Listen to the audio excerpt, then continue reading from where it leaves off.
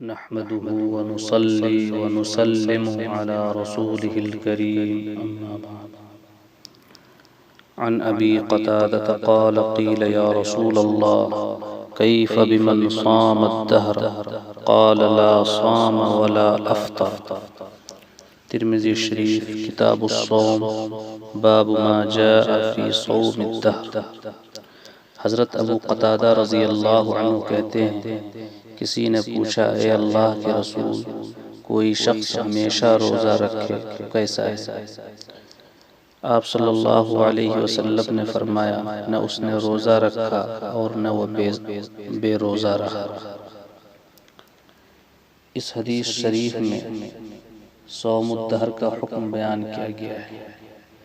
حقیقی صوم الدہر یہ ہے کہ پورے سال کے روزے رکھے، حتیٰ کہ ان 5 دنوں کے بھی روزے رکھے جن میں روزے حرام ہیں، یعنی عیدین اور ایام تشریق۔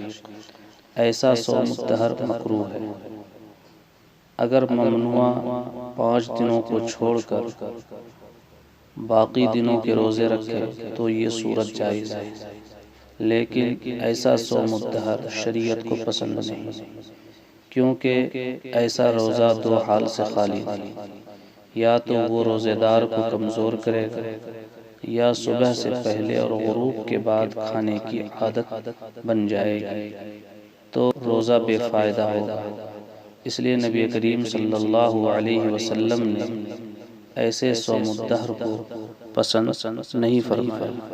اسی بنا پر حضرت نے فرمایا نہ اس نے روزہ رکھا اور نہ وہ بے روزہ ہے، یعنی اس کے روزے کا کوئی فائدہ نہیں۔ حکمی صوم الدہر کی ایک صورت صوم داؤدی ہے، یعنی ایک دن روزہ رکھے اور ایک دن نہ رکھے۔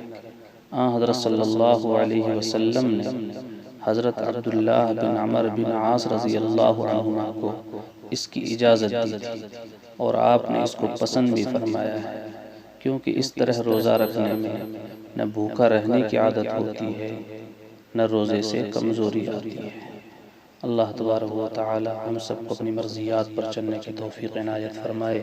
وآخر دعوانا الحمدللہ رب العالمین۔